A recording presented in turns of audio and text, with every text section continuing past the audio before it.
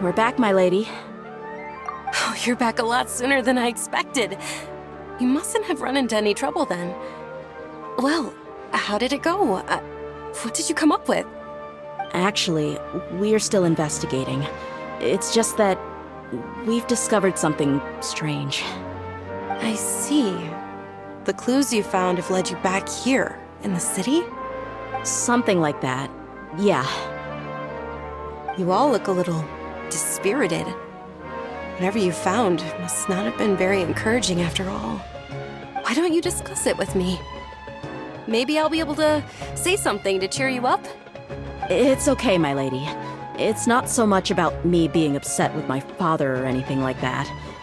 How should I put this? So something is wrong. Even the Traveler and Paimon have been uncharacteristically quiet. On any other day, Paimon would have already waved to me with a smile and shouted, "Dunyarzad, we're back!" So tell me, what happened? Well? My lady, please prepare yourself for what we're going to tell you next.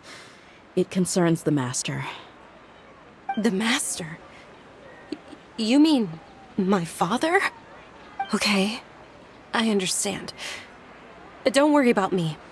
I'll listen as attentively as I can. My father has been supplying goods to Dakan al-Akmar? Yeah, it makes as little sense to us as it does to you. I've never doubted the Master's integrity, so I'm having a real hard time rationalizing how he could ever support an infamous brigade like them. Maybe he's not actually aware of the full story and just stumbled into the deal by accident. I can't help but agree with the Traveler. Huh? You mean you feel the same way, Dunyarzad? Thank you for sharing all this information with me. Since you've told me everything you know, I should also tell you about some doubts that I've been harboring for quite a while. In the past, I thought that my father hired a bodyguard for me so that I wouldn't run away and get lost. However, there are plenty of capable mercenaries in the Corps of 30. Why did my father go out of his way to hire Dia? About that. Well, the Homayanis really needed bodyguards, so they reached out to the Blazing Beasts. Later, the Master told me that I was one of the best mercenaries he'd ever seen, and that I should stick around to become one of his bodyguards. He offered me a pile of mora, so I just signed on. Well, but that didn't really answer my question. Just think about it. Why did my father specifically reach out to the Blazing Beasts? Maybe the Corps of 30 just didn't have anyone available, or maybe someone recommended us. I've never given it too much thought. I think I get what you're saying. You'd think none of this was a coincidence. Precisely. At first glance, nothing seems strange or out of place. But there are many parts of the story that don't actually make any sense. If my father had always been in contact with Dakan al-Akmar, then it would make sense for him to bring Dia into our house. You mean the goal all along was to get Dia to be your bodyguard? No, that's too much of a stretch. I cut all ties with my father a long time ago. He has no control over my life anymore. But that still doesn't rule out the possibility that your father has still been trying to influence your life without you knowing. So, the Master was not likely an innocent victim in all of this?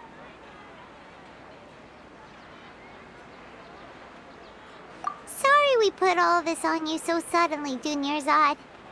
It's okay, Paimon. I should actually be thanking you. Regardless of his reasons, if my father has truly been funding a violent group of mercenaries, then it's my duty to bring him back to reason. But is that really the right thing to do? My father has committed many atrocities and deserves all the punishment that he has coming to him. I have zero sympathy for him. You may call me an ungrateful child, but my feelings will remain the same.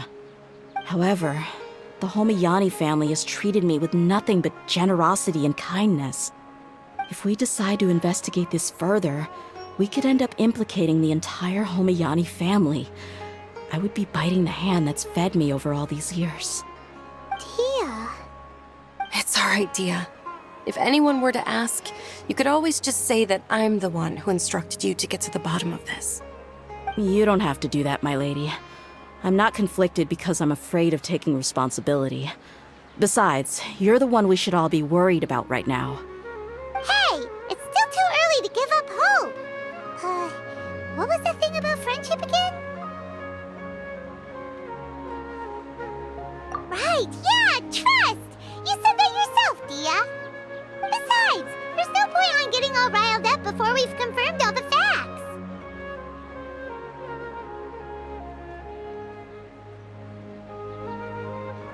Thank you, everyone. That makes a lot of sense. I guess I should always remember the trust that I've placed in people. In which case, my lady, could you ask the Master to come out and have a chat with us? Sure thing. I also hope he'll be able to give us a logical explanation. Let's meet at the usual place then. Usual place? Ah, right!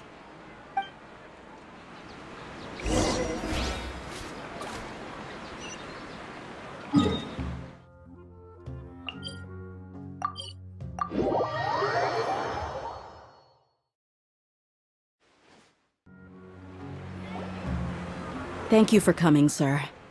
Please allow me to introduce these two. This is the Traveler, and next to her is her travel companion, Paimon. Ah, yes, my daughter has mentioned them from time to time. It's a privilege to finally meet them in person. But we may skip all the pleasantries for now. What is the important matter you wish to discuss with me today? Well, we wanted to bring this transaction record to your attention. There's something on this record that we're all pretty curious about. So, that's what you found? Huh.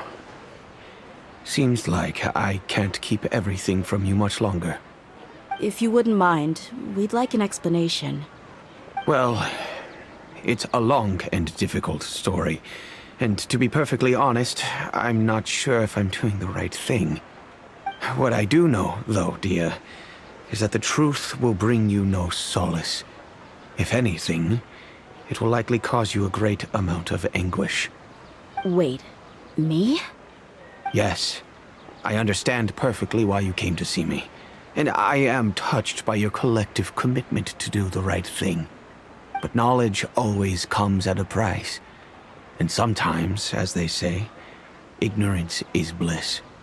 Your father, Kusela, and I both believed that.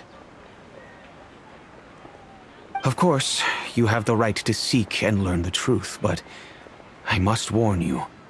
The facts of this matter may reduce everything you've built for yourself into sand, blowing in the wind. If you must proceed, then Kusela's heartfelt efforts will also fade into the wind like a fleeting mirage. His heartfelt efforts? I'm sorry, sir, but I'm not sure I follow. I've made it this far in life without a single drop of my father's support.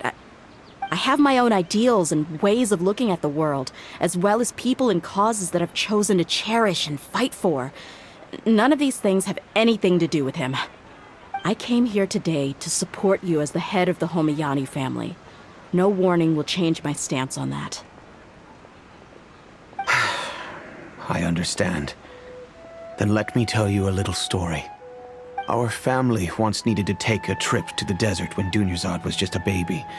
Along the way, we were attacked by bandits. They had superior numbers and quickly overpowered our bodyguards. When all seemed lost, a group of passerby Eremites lent us their support. Those Eremites were Kusela's brigade, Dekhan al-Ahmar.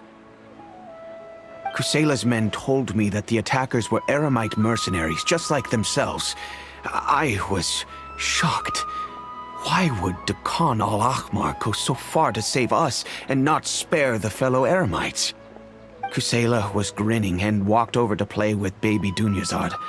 She was startled by his unfamiliar face and nearly started crying. Really? I never knew. He said that he had no particular reason to help us. He just took pity on us because he had a daughter about the same age. We started talking about our children, and I sensed that he was a devoted father. To repay his kindness, I hired his brigade to help out at our estate for a time and offered everyone generous remuneration. So, that's what happened. It was many years before I saw him again. I almost didn't recognize him the next time he came knocking on my door. The man I knew to be strong and healthy had been reduced to a shell of himself. He couldn't even walk anymore without his cane. So, what happened to him? He was perfectly fine when I left the brigade. I'm not too sure myself. The only thing that didn't change was his cheery disposition. He said there was absolutely nothing to worry about and that he had gotten into a fight. That was all. He then suddenly asked me if Dunyarzad, now that she had grown, would need a bodyguard of her own. At the time, Dunyarzad was going through a particularly severe bout of her Elazar. There was no need for her to have a bodyguard when she could barely leave the house. But he kept coming back to the topic. Come on, it never hurts to be safe. How do you know a bodyguard won't come in handy one day? I was completely lost at first, until he recommended the Blazing Beasts, and in particular, a mercenary named Dia. So he was the one who recommended Dia to you. Indeed. He didn't say it out loud, but it was clear that he saw Deshret's relics as an evil group who would eventually corrupt every member in their ranks. He was already beyond redemption, but he hoped that he would be able to detach his daughter from the vicious world of mercenary life. If Dia could stay in my house and keep working as a bodyguard, then gradually her affinity for the desert would decrease, and she'd be able to leave her previous life behind. And that's why you offered her such generous compensation? Yes, but not just because of that. From the moment that he asked me for that favor, I also began to see Dia as my own daughter. And that's also why I tried to persuade you to stay when you asked for permission to leave. I was willing to spend however much it took. Kusela saved my daughter and me all those years ago in the desert. I could never refuse him entrusting his daughter to me. He was always like that, acting like he's oh so smart and self-righteous. Kusela said that he'd reimburse me for a portion of Dia's fees. I refused to take any mora from him, but he'd always sent me funds anyway. Eventually, I just accepted them as a token of his gratitude. And that went on for a while until I received another letter from him a few years ago. The letter contained a request to help him buy food, weapons, medicine, and even explosive materials. Wait! Isn't that around the time that Dekan al-Ahmar started becoming more aggressive? That's right. When I started to hear some nasty rumors, I became wary. I wanted to meet him face to face to discuss things. But by then, he was no longer receptive to my requests to talk. If I had to guess, it's probably because he doesn't want to put Dia at risk.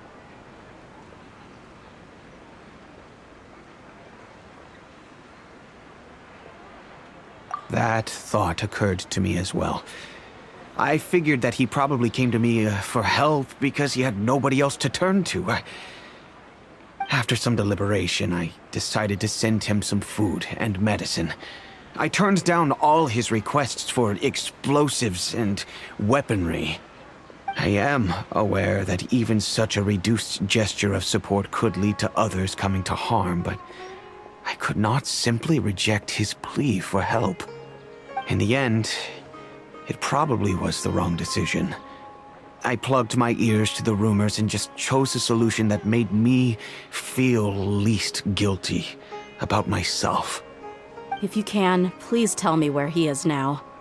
None of the things he's doing right now make any sense if he's just trying to keep me from getting tangled up in his world. If all he wants to do is steer clear of me, then maybe he shouldn't have brought me into this world in the first place. Oh no. Dia, please don't feel that way. I'm just angry because I can't wrap my head around any of his actions.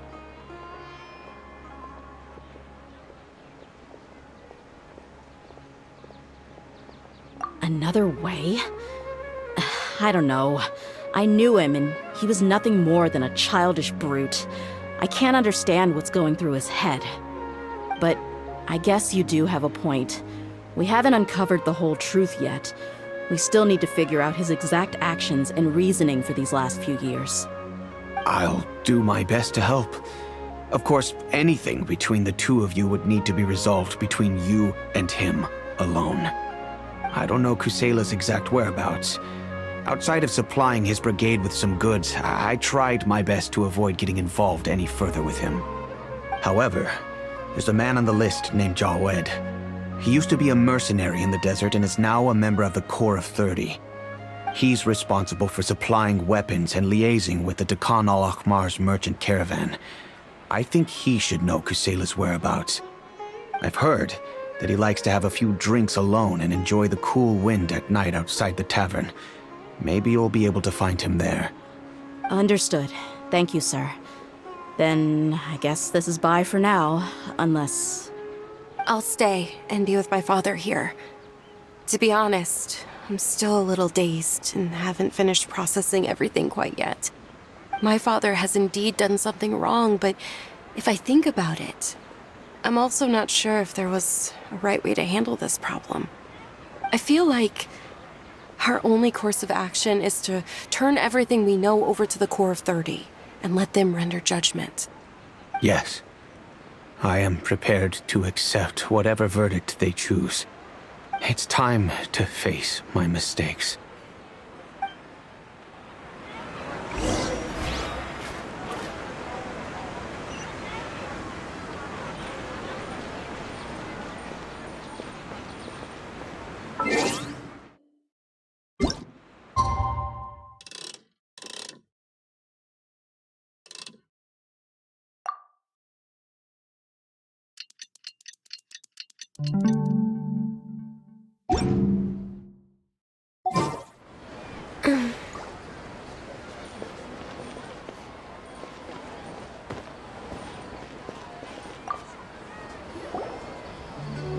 Huh? Who are you guys? I know what you've been up to. Smuggling weapons to violent brigades in the desert while working for the Corps? Pretty bold, if you ask me. Shh! Keep your voice down. How do you know all that? Come with me. We should take this elsewhere.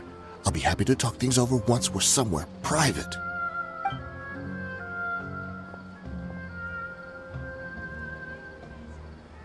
This place should do. All right. Back to my question. How did you all know about me? Don't worry about that for now. You know what kind of punishment you'll face once we report you to the Corps, I assume. Wait. There's no need to jump the gun. Let's talk this out. What are your terms?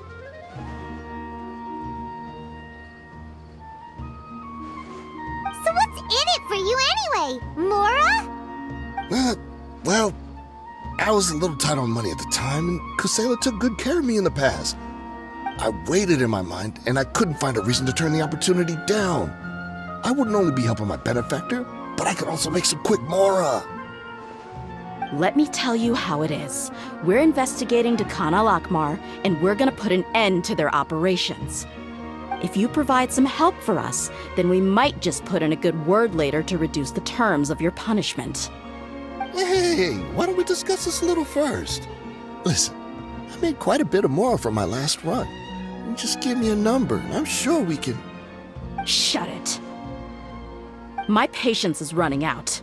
You should know when a mercenary is after something other than money. All right, sheesh. But you gotta promise you'll put in some nice words for me later.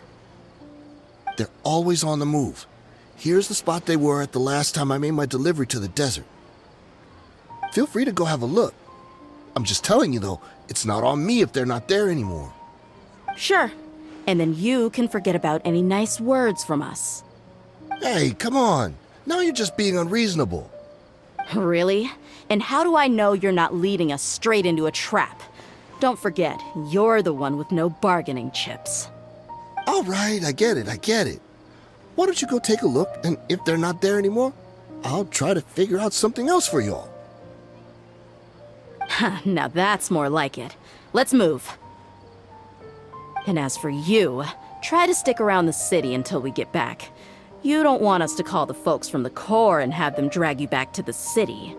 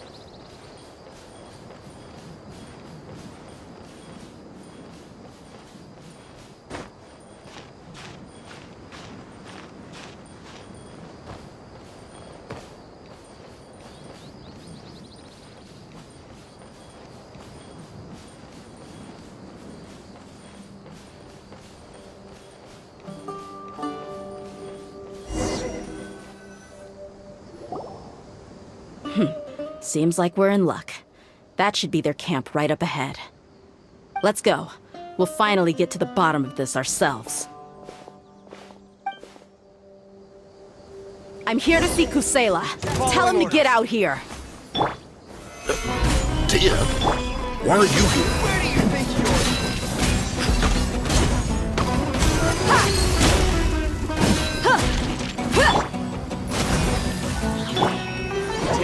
Stabilize! Fuse is lit!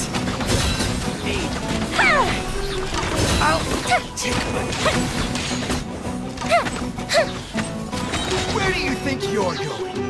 This is order! Haven't you all done enough? Oh, so are you also here to stop us? Stay out of this! It's got nothing to do with you!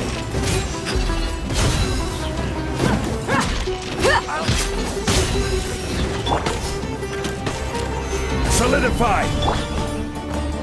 No touching! Fire hazard!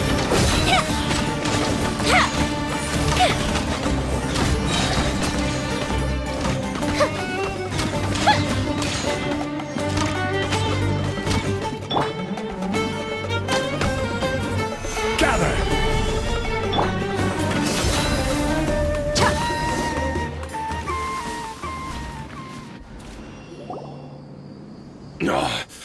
She's so strong!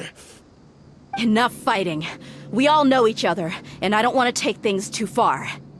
Just bring Kusela to me. There's no use hiding him anymore. Did you understand a single word I just said? Or do I need to bash your skull in some more? All right, everyone, let's all just calm down for a second. Dia, the boss can't come out and see you anymore. He died a long time ago. What? Seems like you've been out of the loop for a while. Guess that's for the best, though. At least, that's what the old man wanted. When did he die? What happened to him? A few years ago, Kusela broke up Dakan al-Ahmar and went to the Deshret's Relics headquarters by himself. So is that when you guys started acting up? We would prefer to call it taking revenge. Every last person in Deshret's Relics must pay in blood for what they did.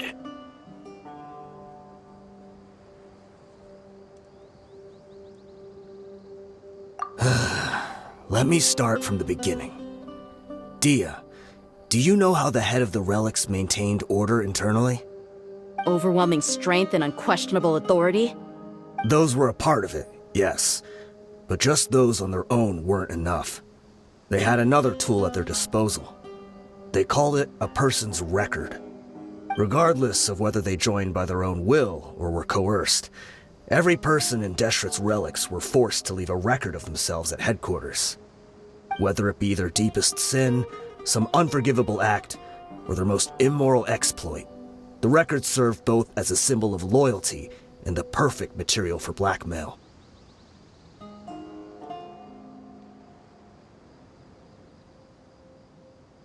That's precisely it. Every one of us have a record. Me, Bashar, Tikriti, and all the boys who grew up with Dia and ended up joining our ranks. But you, Dia, you were never asked to provide a record, were you? I never even knew this was a requirement. You were probably the only person in all of Deshret's Relics who didn't know about it. Ever since you were born, Boss had been trying to shield you from this organization's sinister rules. Not only that, but he also banned all of us from committing any nefarious acts.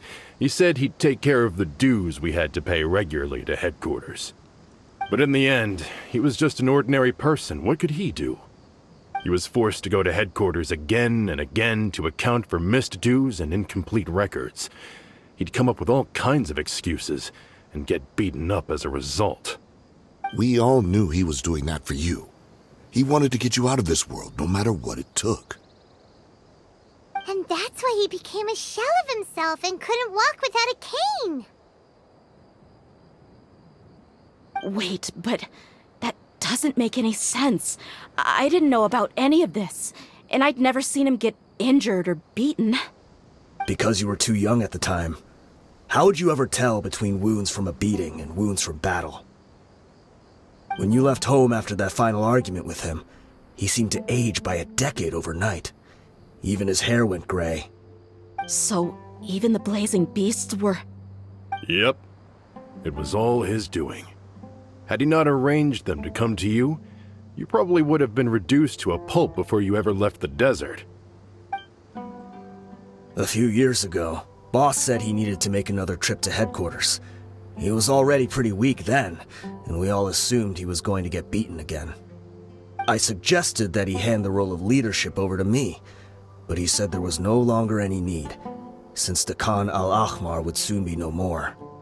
His words made no sense to me, but that night, we heard that a massive fire tore through headquarters and razed everyone's records to ash. Everyone gained their freedom that night. Many members fled, not just from our ranks, but from the other brigades as well. But how could we leave with a clear conscience? All of us who knew exactly what had happened. The boss can't have just died for nothing. Those heartless jerks at headquarters took him from us. From that point on, The sole purpose of Dakan al-Ahmar became revenge. The big fire that Boss started was quite a blow to headquarters strength. It's given us the opportunity to launch our attack. Even though we're outnumbered, we vowed to see our revenge through to the very end.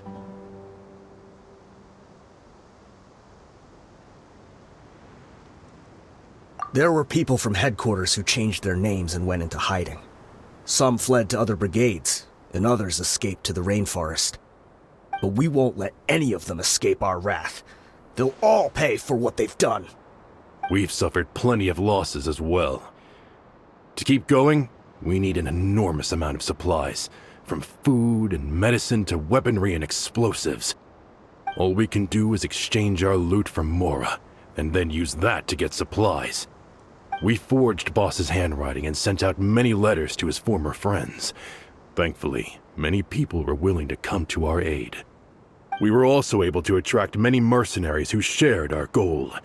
We've endured unspeakable pain to win many impossible battles. Deshret's relics have become weaker and weaker, and now we finally have an opportunity to directly strike their headquarters. Paimon doesn't know what to say anymore.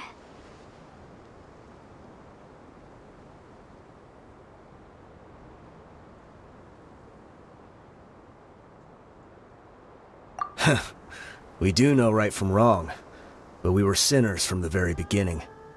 We do not deserve the freedom that the boss won for us with his life. Boss always loved his old-fashioned hero stories. Those tales about sacrificing yourself to save the world. We used to always laugh at him for it. But in the end, he really went and lived those stories out himself. As for me, I never considered myself a hero. We're all the lowest of the low. We have no right to even imagine such an existence. But maybe those hero stories he liked foreshadowed everything that was to come. The spirit of the hero touched all those he had saved, and more people joined his cause. Maybe we were all just acting along with the play in the beginning. But as we acted the parts and recited the lines, we were drawn in. And now, we want to see the story through to the end.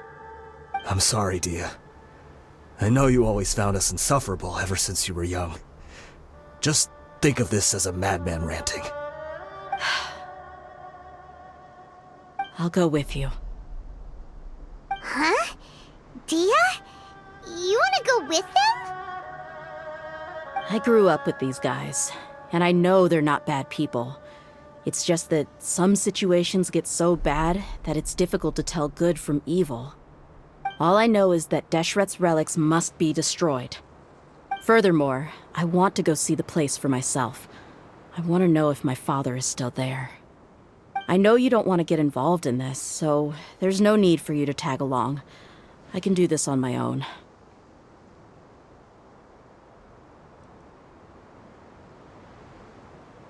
Yeah, Paimon feels like we'd only regret it if we don't see this through to the end. Thank you. We'll be a lot stronger together with you. I bet Boss would lose his mind if he ever knew you'd join us at the very last moment like this. Considering all the losses and injuries we sustained, we can't afford to turn down someone as powerful as you. He can think whatever he wants. But the fact is, I owe him this much.